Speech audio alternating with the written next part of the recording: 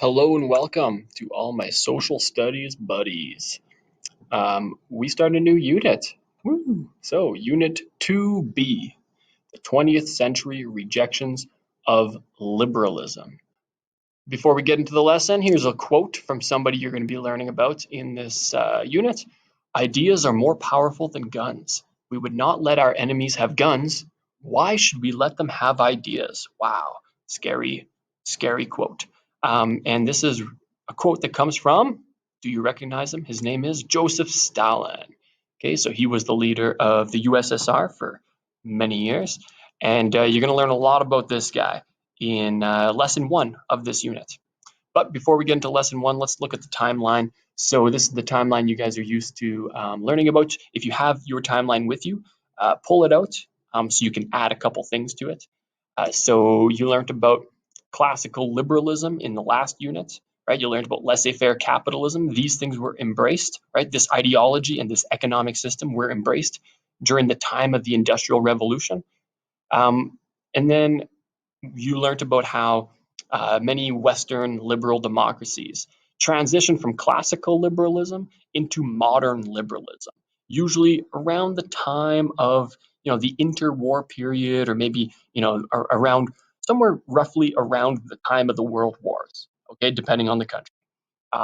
In many cases, it was because of the Great Depression that countries transitioned towards modern liberalism, and they created a welfare state, and they switched over to mixed economies, all that, right? So around the same time where countries were doing this, a couple countries, or a few countries, decided not to transition from classical liberalism to modern liberalism. Instead, what they did is they rejected liberalism altogether.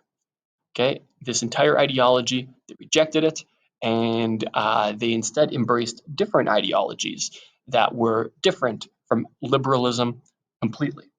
So, a couple events to add to your timeline are the Russian Revolution of 1917, add that to your timeline, and the rise of the Nazi Party in Germany in 1933, being the year in which they were elected to lead Germany. Okay, so there you go. So we're learning about 20th century rejections of liberalism. Okay, in one case, we're going to look at this country right here, the USSR, or the Soviet Union, or the Union of Soviet Socialist Republics. And we're going to look at Nazi Germany. Okay, so here was the USSR. It was a very big country. It actually consisted of many different nations put together into one country. And over here we have Nazi Germany. Okay, so the USSR embraced communism, and Nazi Germany embraced fascism. So underneath those flags that you have in your partial notes, you can write down communism and fascism. So these are two new ideologies that we learn about today, and these are ideologies that were rejections of liberalism. So you are learning about this new spectrum today. So in the past, you've learned about the ideological spectrum, and you've learned about the desire for change spectrum. Well, today what we're doing is we're taking that ideological spectrum and we're splitting it into two axes. I think that's the plural of axis. Two axes. So on our horizontal axis, we have our economic spectrum. And so you can label the spectrum that you have in your partial notes. So if you go to your partial notes, here is your double spectrum, right? That's the double spectrum. So the horizontal one, you can write economic spectrum. And then on the right side of the spectrum, you can write freedom. So ideologies that are further to the right allow for more economic freedom, right? And then on the left side, we have control. So ideologies that are further to the left on the spectrum have more government control over the economy. Okay, and then now, here we go. We got the vertical axis, which is the political spectrum. Okay, and the further up you go on this spectrum, the more individual freedom there is when it comes to political freedoms, things like the right or freedom of speech, freedom of association, mobility rights, democracy, right? Things like that. That's more freedom. And then further down on the political spectrum, you have less political freedoms, more government control over the political arena. So maybe less democracy, maybe more government censorship of the media, less free speech, right? Things like that. So this is where we could place Canada, right? So Canada is a liberal democratic country. You don't need to write anything other than just Canada, but go ahead and try to place Canada in your partial notes, okay? So put a little X, and then you can write the title Canada, right? That's where we would be, right? So we have, we're sort of a little bit right of center when it comes to political freedoms. We're a little bit more on the freedom side when it comes to the economy as well. You can compare us to the United States. The United States is a little bit more individualist, right? A little bit more when it comes to both economics and liberties. We're talking about the United States being a little bit more individualist. There's a little bit more personal freedom, right? So when it comes to freedom of speech, Canada, we allow for freedom of speech, but when it comes to hate speech, anytime somebody is speaking hatred towards a certain group of people, well, we actually don't allow that. Whereas in the United States, they do allow that. And so that's a little bit more political freedom, right? Whether or not you think that's a good idea is up to you, but it's something that is allowed. And also there's lower taxes in most parts of the United States, right? So a little bit more economic freedom as well. And if you were to go to the edges of both of these, the edges of the political spectrum and the edge of the economic spectrum, what you end up with is anarchy.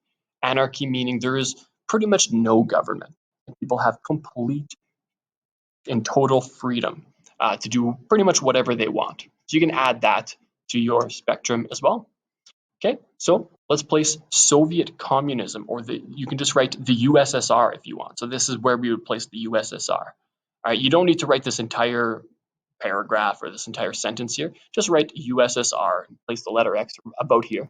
And so on the economic spectrum, you can see that the USSR was way over to the left, right? So complete economic control by the government, right? Full-blown communism. And then when it comes to political rights, they're also on the control side, the government control side. Right? But then when you look at fascism in Germany, Nazi Germany had even more government control over the political sphere, right? So even less freedom of speech, even less ability to make choices for yourself politically.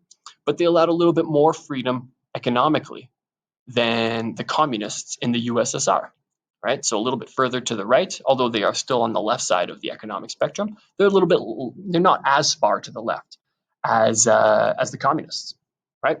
And then you can draw this curve here, and that is totalitarianism, right? Totalitarianism is something we are going to learn about right about now. So both of these ideologies, both communism and fascism, they used what was called totalitarian forms of government. So go ahead and add that to your partial notes right here. Both ideologies used totalitarian forms of government. So that is also known as a dictatorship. So if we talk about totalitarianism, we are also talking about dictatorships. They mean essentially the same thing. So if you look at this image here, this is a classic depiction of a dictatorship. The hand here represents the government, and the government has control over the information that its citizens have access to. So the government is ensuring that these people are only reading what the government wants them to read in their newspapers. This is censorship, control of the media. So totalitarianism seeks complete control over the public and private lives of its citizens. So here's another example.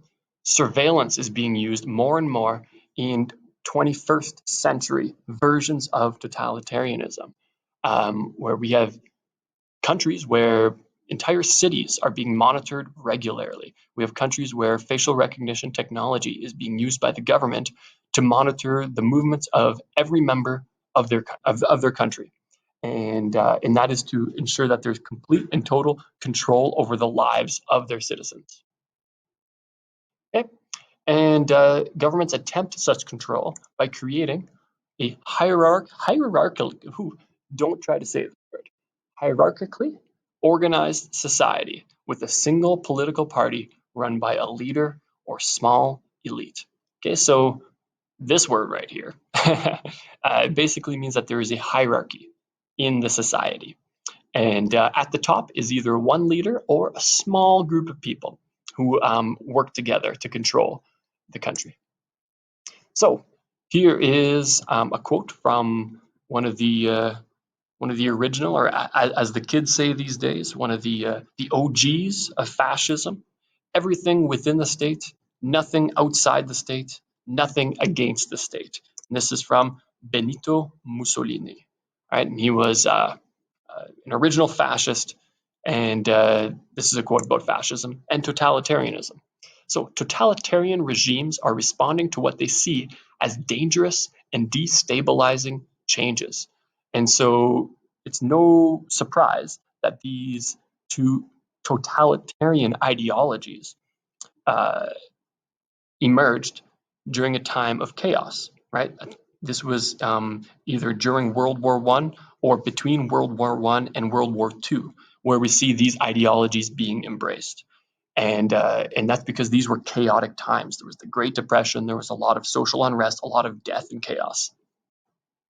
They considered the existing society in need of a complete transformation.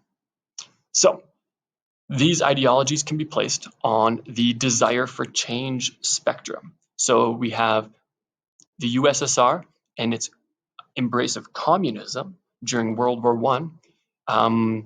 This would be considered radical, right? Because it was a complete rejection of the political and economic traditions of the past, right? It led to a classless society where everything became public property. Whereas in Nazi Germany, their embrace of fascism was not actually radical, it was more so reactionary. This was a move toward an idealized past and acceptance of economic inequality, right? So this idea that some people are naturally better than others, well, the idea was we're going to go back to that, this idea of social classes being okay. So in your notes, you see that there is a chart, and on the left side of the chart is a list of totalitarian methods. All right, so these are different strategies. Here, I'll show you. These are different strategies that totalitarian leaders will use to maintain control of their country. Okay, so take a look at that list. All right, these are typical traits of a dictatorship. Okay, so if you're living in a country and you find that your government does these things, or at least some of these things, you might be living in a country with a dictatorship or a totalitarian government.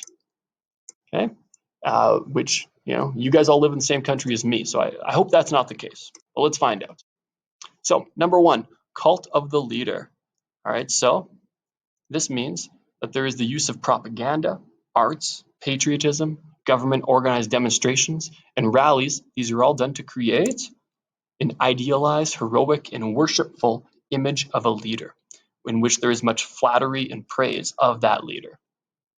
So as you're going to learn in lesson 1, Joseph Stalin used the cult of the leader in order to prop up his administration or his regime.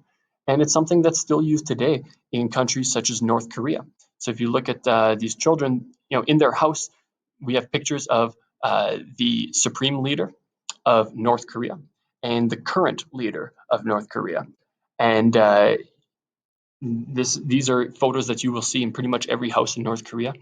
And they have blind loyalty to their leader. Next, we have the use of propaganda. And that is information that is not objective, meaning that it's not really, it's not information is biased. So when we present information in an unfair way, and it's usually used to influence an audience and further an agenda. So people will use propaganda to try to influence people to think what they want them to think. Okay, so we see propaganda used in lots of cases. And today, social media has probably produced more propaganda than has ever been created in history.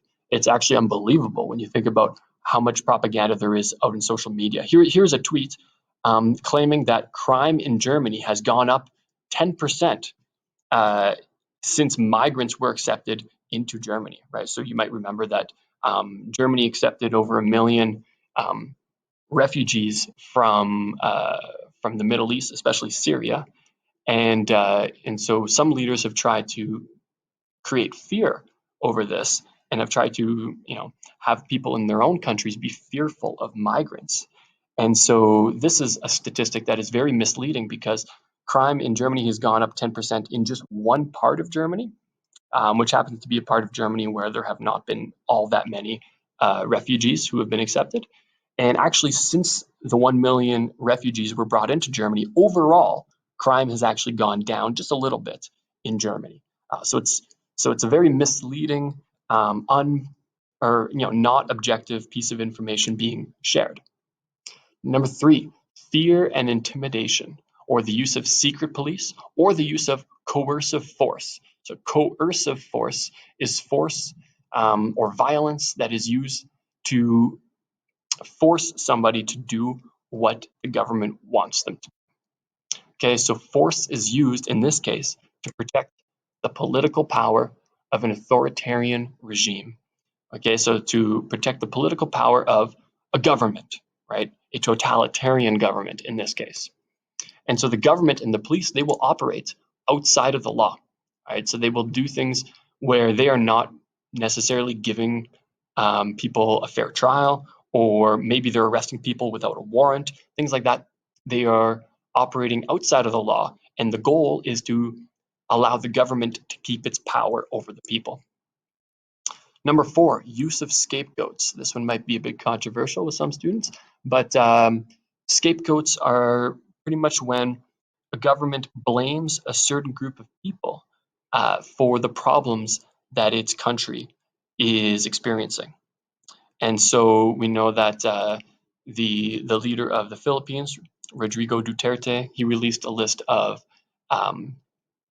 suspected drug dealers, and these drug dealers, they're many of them were killed with no fair trial, without a warrant for their arrest. In many cases, they were killed by police officers who were just given complete pardons, or even killed by their neighbors or people in the community.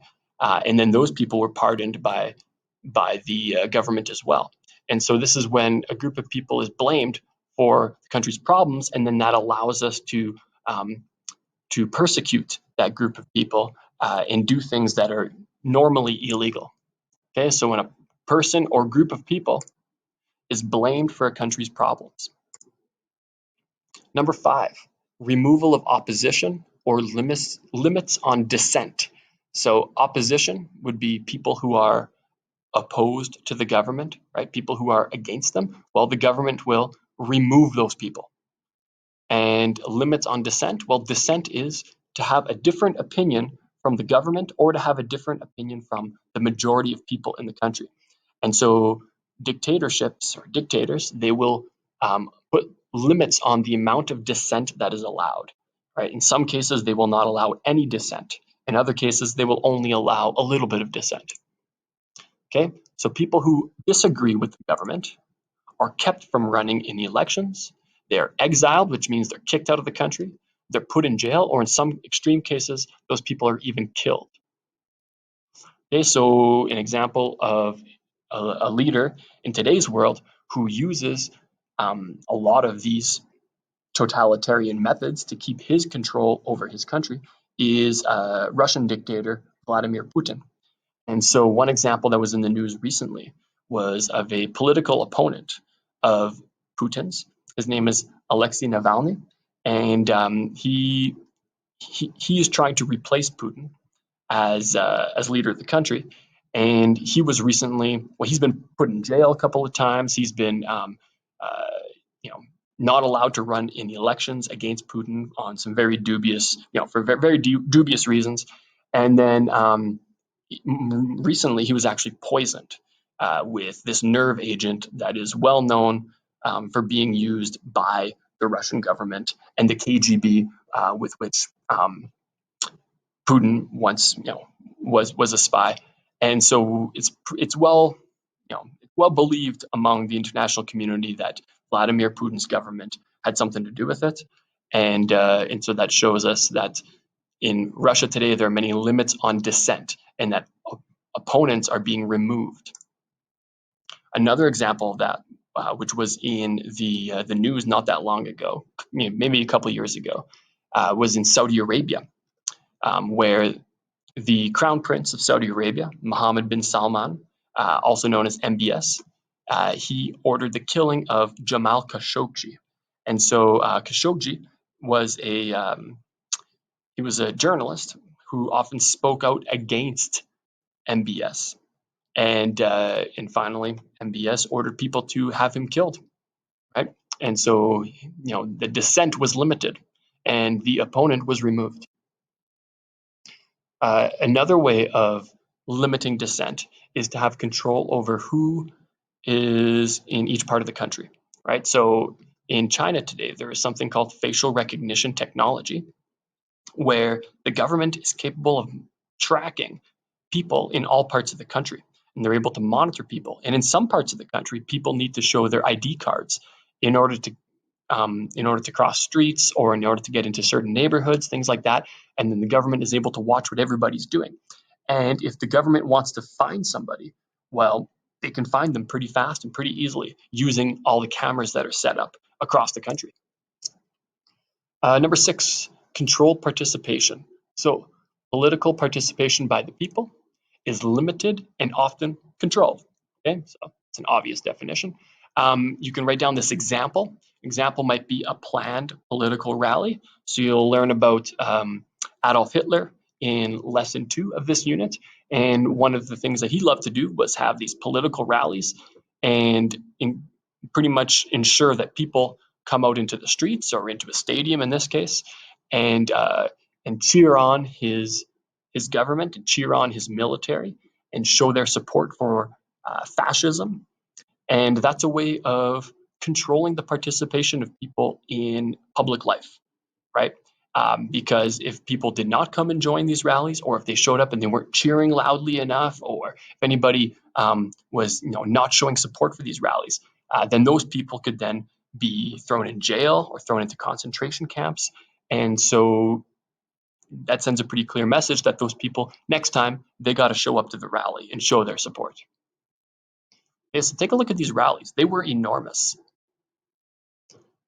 Okay, also, a second example would be mandatory groups. So we know that during the reign of the Nazi Party, young people were either encouraged or in some years forced to be part of some youth groups in which they would learn about the value of fascism, and they would learn about being important, members of the Aryan race and their devotion and loyalty to Hitler. And so that was a way of controlling people's participation in society by making sure that they attend these groups in which they were indoctrinated. Number 7, limited accountability for the government. Okay, accountability happens when, let's say you do something wrong and then you are held accountable for your actions. That means you will be punished for your actions. So normally, think about Canada's democracy. The political party that is in power today is the Liberal Party. And the number 2 party of the country is the Conservative Party, and they form the official opposition. And so if the Liberals do something wrong, well, then it's the responsibility of the Conservatives to let everybody know about it, right? So there have been a couple times where the Liberals have done things which seem a little bit sketchy, right? Where people think, hey, that might have been a bit unethical, what they did. And so it's the job of the Conservative government, the official opposition, to let everybody know about it, make sure that the media is picking up the stories, and that that voters know about cases of unethical behavior, right? So in a dictatorship, that doesn't happen.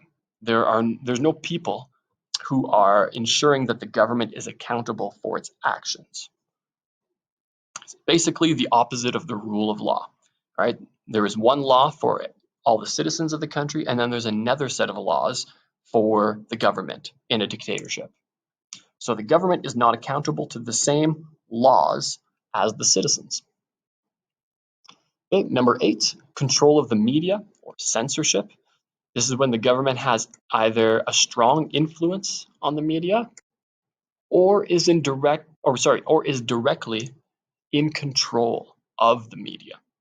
right? So there are different forms of censorship for different countries.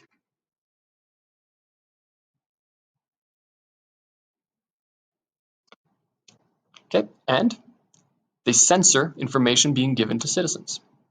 So, can you identify this country right here, the one that is in red? All right, I'll give you a hint. This country has one small part of it, which is in Europe, and then most of it is considered to be part of Asia. The capital is Istanbul. This country is Turkey. In Turkey, there are 245 journalists that are currently locked up in jail. And that's because these are journalists who spoke out against their government. And so in Turkey, nowadays, most media outlets do not say too many bad things about the government.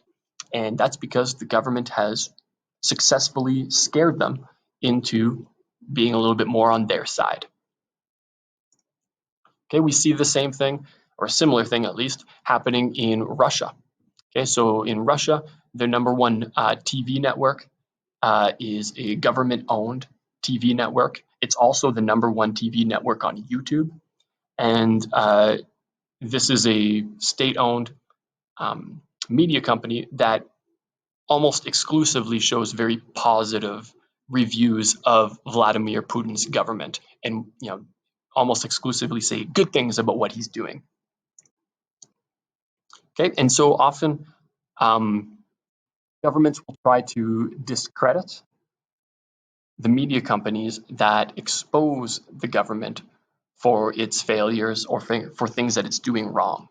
And the phrase "enemy of the people" is a phrase that has been used by a lot of totalitarian governments to try to get people to oppose their media outlets and stop believing them when they publish what are actually true stories. Number 9, indoctrination of youth. This is the process of instilling ideas and attitudes in young people. So how is this different from education, right? So we, in a school, we try to teach you a lot of things. However, indoctrination is when your teachers try to teach you to have a certain ideology, right? If I was indoctrinating you, then I would try to get all of you guys to all become classical liberals, or I would try to get all of you guys to become fascists, or I'd try to get all of you guys to become communists, right? Instead, when we're doing education, the goal should be to teach you about all of these different ideologies, and then in the end, you choose what you think is right. All right, so why did I put this in here again?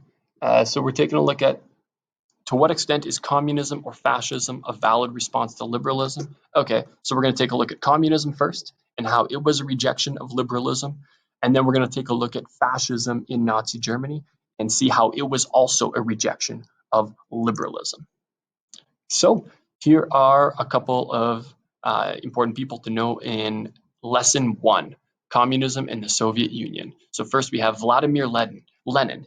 He was sort of the architect of the communist revolution, and he said you cannot make a revolution in white gloves. You could probably imagine why that is. And then Joseph Stalin, he said, death is the solution to all problems. No man, no problem. Right? Pretty scary stuff. All right, so we know that the Soviet Union embraced socialism, but more specifically, they embraced communism or Marxism. And so we know that socialism is sort of an umbrella term. It's a vague term that applies to different forms of socialism. So we have Marxism or communism, which for our purposes mean the same thing. And then Vladimir Lenin had his own approach to communism, which we call Leninism. And Joseph Stalin also had his own approach to communism, which we call Stalinism. You guys already learned about utopian socialism and you learned about democratic socialism. So by the end of today's lesson, you will now know about 4 different forms of socialism. So today's lesson takes place in Russia and then later the USSR. And here it is highlighted in green. So why did communism emerge in Russia? And how did communism affect the lives of its citizens? So You can go and open up your textbook, and you can read pages 162 and 163, and then you can attempt to answer questions that are written here in your partial notes. There they are. All right, so go ahead and pause the video and do this now.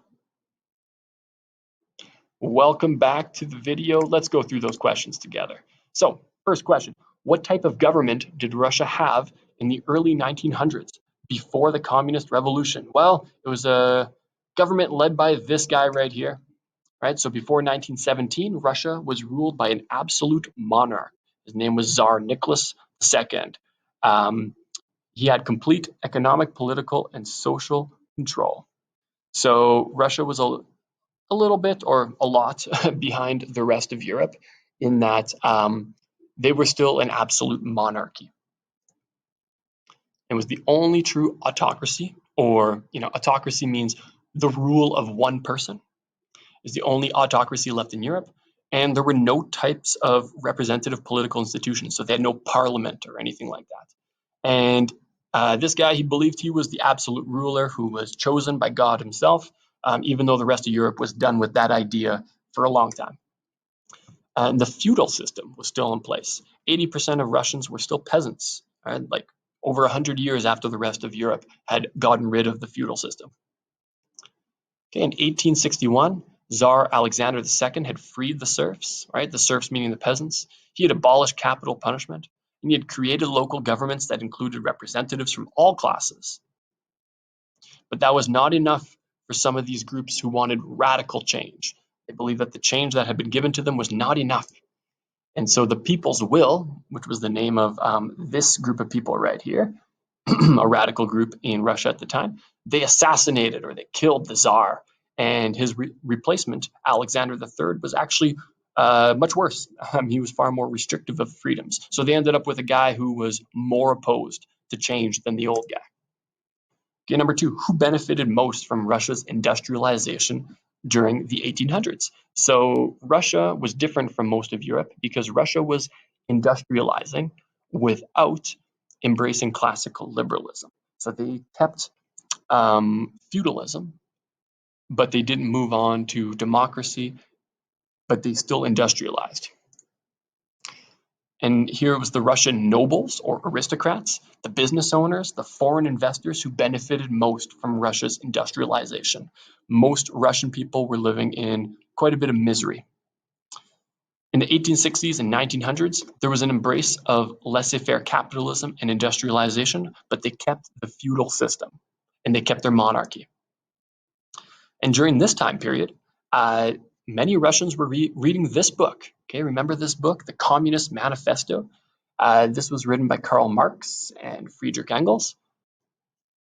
And so why were many Russian workers interested in the ideas of Marxism or communism? Well, we know that industrialization had led to huge wealth inequality. A small number of people had become rich, the rest were still poor. The working class was often treated very poorly, with terrible working conditions, and the Tsar, or their version of a king, did not want to give up political control. And there was one group of people who were particularly motivated to have a communist revolution, and they were the Socialist Democratic Labor Party. And if you look at this picture here, you can see Vladimir Lenin, who will later on lead a revolution against the Russian government. So here were three major leaders of that Socialist Democratic Labor Party. You might recognize some of them. We have Vladimir Lenin, Joseph Stalin, Leon Trotsky, and they were all forced into exile by the Tsar because they were opposing him. Okay, but support for communism or Marxism grew among the working class Russians. Number four, what happened on Bloody Sunday? So this might be too much for you to write. I realize that you have a pretty small amount of space here, so you might not have space to write all of this. But the people of St. Petersburg marched to Nicholas's Winter Palace to make demands. They wanted rights and freedoms. They wanted education, improve the working conditions. They wanted better wages. And maybe this is, if you only have space for one thing, maybe just write this down. And hundreds of protesters were killed by Tsar Nicholas's soldiers. Okay, what you can do now is you can actually pause this video and you can watch the video about Bloody Sunday. There's a link for it in D2L, and yeah, so go ahead and do that. You can pause this video right now and then go watch the other video about Bloody Sunday, and you can go do that now. Welcome back. So you just learned about Bloody Sunday. You saw the video. Let's move forward. So in 1905, there was a little revolution, but it didn't work out. So they tried to revolt against the Tsar's army, but they were shut down. And then after that, there was the creation of a Duma, which is like a parliament, but in Russia. And there was universal suffrage given to people. But the power of the Duma, power of the parliament, was limited, right? Because before the Duma or the parliament even met for the very first time, the Tsar had it written in their constitution that the Tsar possesses the supreme autocratic power. Not only fear and conscience, but God himself commands obedience to his authority. And Article 9 stated that the Tsar approves laws, and without his approval, no legislative measure can become law. So pretty much the people knew that their votes didn't matter. This was all just for show. Then in 1914, as many of you guys know, or you all know, World War I began. And this was not good for Russia. It was very, very hard on Russia. They had food shortages, they had strikes. The Russian troops suffered many, many losses. I think they suffered the most losses out of all armies in World War I. And so there were the Bolsheviks. Now, the Bolsheviks, this was the Communist Party now. So they were being led by the same people that you saw in those last three photos. The Bolshevik Party was being led by Vladimir Lenin and Joseph Stalin, Leon Trotsky, and they called to pull the Russian army out of World War I. Their slogan was peace, land, bread. Here are the Bolsheviks. And they had a revolution. So back to your notes. This was the Communist Revolution of 1917. It's also known as the October Revolution. It's also known as the Bolshevik Revolution. It's also known as the Russian Revolution. And it happened in February of 1917, where there were mass demonstrations and strikes that eventually turned into a revolution. And because of this, Tsar Nicholas II, he abdicated, which means he stepped down from being Tsar, and he left a temporary, or as they call it, a provisional government in charge until they could come up with a more stable government after that. And the temporary government made some pretty big mistakes. They did not allow peasants to own land. They refused to pull Russia out of World War I, and these were things that people in Russia really wanted. So by October, Lenin's communist Bolsheviks, so the Bolshevik Party, they took over the provisional government in an attack. And with that, the October Revolution, also known as the Bolshevik Revolution, also known as the Communist Revolution, also known as the Russian Revolution, it was complete. And so Russia had transitioned from an absolute monarchy to now, well, you're going to find out what it was, a communist country. Let's see what it looked like. So you learned about socialism, right? Marxism. Well, let's learn about Leninism to start, right? Vladimir Lenin's version of communism. Let's start with that. So before we do that, I guess, let's talk about communism. So here we have furry man, Karl Marx. And so Karl Marx, his version, or his vision, I should say, for communism was the following, where the workers, also known as the proletariat, they would overthrow the bourgeoisie, which was the wealthy business owners, and they would do it in a revolution using violence. That was the first step towards communism. And then the Communist Party, which is run by the workers, the proletariat, they would run the government and they would do it for the good of the people, according to Karl Marx. All right, this is also known as the dictatorship of the proletariat. And then a centrally planned economy is established. Central meaning the government. The government controls the full economy, and it's fully controlled by the government. And then private property is abolished. There's no more private property. Everything becomes public property, and it's owned by the collective. And on behalf of the collective, it's actually the government who owns all property. And through this, a classless society is created where there are no more social classes, there are no rich people, there are no poor people. Everybody has the same social status. So here's what it looks like. The state, we have a centralized government. The lower ranks are elected by the proletariat from one political party, right? So there are elections. The people can vote, but they can only vote for people who are approved by the Communist Party. So when you're voting, you get to choose between this communist guy and that communist guy, and you're only voting for low-level officials. You're not voting for, the high-level members of the government. And the state controls all aspects of life. Government controls all aspects of your life, including education, communication, the distribution of goods, right? So the buying and selling of products. And then the proletariat is composed of all workers, and everyone must work, okay, except for children and except for old people. They don't have to work. And there's complete equality, right? So there's no more class differences. Everyone is now on the same level economically after that happens. And so the proletariat, they contribute their labor, they contribute their work to both agriculture, which is farming, and to industry. Let's look at industry. Industry is collectively owned by the proletariat.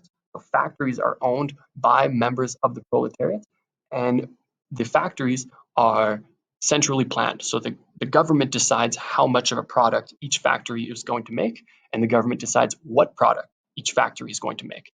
And then when it comes to land or agriculture or farming, these are also collectively owned. So they become public property. Farmers do not own their land anymore. The government does. And they are centrally planned. So the government tells you what you're going to grow and how much of it you're going to grow. Okay? And the government exerts control over both of these two industries.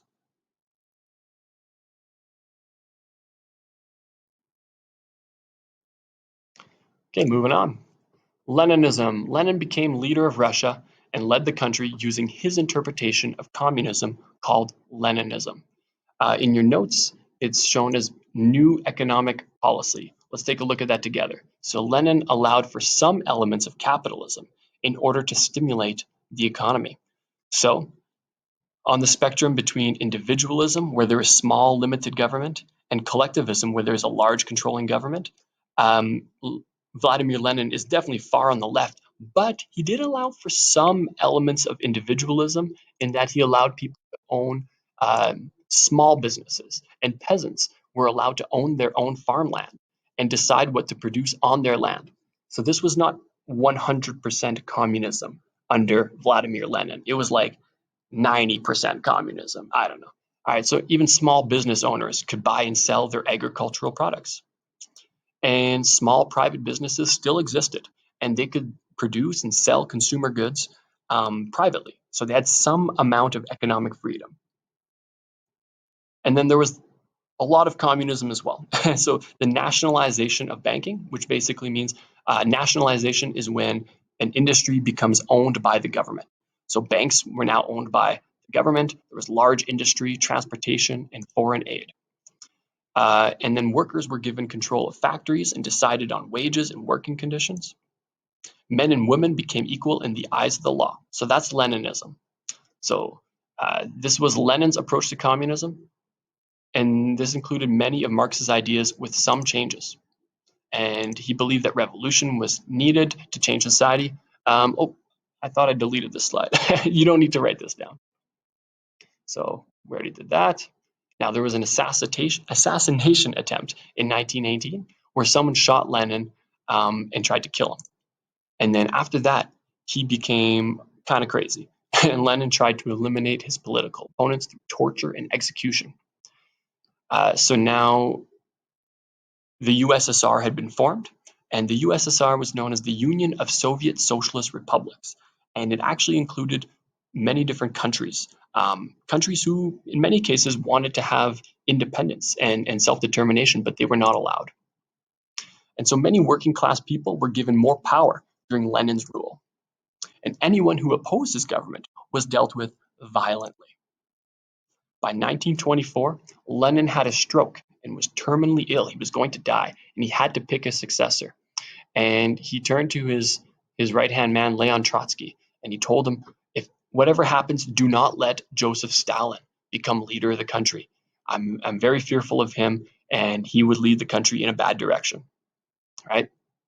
By 1928, Stalin became supreme leader of Russia. All right, so that didn't really work out the way that it was supposed to work out for him. So Stalin was quoted saying, "We are 50 or 100 years behind the advanced countries. We must make good or we must catch up this distance in 10 years. Either we do it or we shall be crushed." He saw that Russia had fallen behind many European nations in industrialization and wanted Russia to catch up and become a powerful industrialized nation. And so you can start filling in these circles in your partial notes. The first one up here would be his 5-year plans. So Stalin moved Russia further towards a centrally planned economy with his 5-year plans. All right, so this was central planning of the economy to focus on heavy industry. The goal was to have a 20% increase each year in industrial production. So coal and steel production increased dramatically. Right, there are numbers to back that up. And part of the 5-year plan was also collectivization, right? And so farmers could not own their land anymore like they had during Vladimir Lenin's rule. And farmers now had to give up control of their farms and their land to the government. Okay, so collectivization of farmland was the next one. All right, and farms became food producing factories with production quotas. They were very unpopular in regions like Ukraine. All right, so the kulaks in Ukraine, these were a class of prosperous land-owning peasants. And many kulaks in Ukraine were opposed to collectivization, and they didn't voluntarily give up their property. And many kulaks destroyed their crops. They slaughtered their animals and destroyed their farm equipment rather than give it up to the state. And so kulaks became like a scapegoat for Stalin, and they were blamed for a lot of the hardships that the USSR was facing. And this eventually led to the Holodomor, which you learned about in Social 20. And eventually there was this major famine that occurred in Ukraine, and much of it was actually man-made. Much of it was actually the result of Stalin wanting to starve out the people who lived in that country. Okay, and you can read this quote about it. Okay, also Stalin, his approach to governing led to the elimination of opponents, usually through violence. So people who opposed Stalin's approach to government were arrested and executed, including Sergei Kirov, who you're going to watch a video about here pretty soon. And also there was the Great Purge led by Stalin, where old members of the Communist Party and most high-ranking officers in the Red Army were killed because they were suspected of not following Stalin's lead. And this led to the Great Purge, in which there were 1.5 to 2 million regular citizens arrested for what they called counter-revolutionary activities. And around half of these people were executed. The other half were sent to the gulags, which were forced labor camps. And much of this was done through the NKVD, which was Stalin's secret police at the time.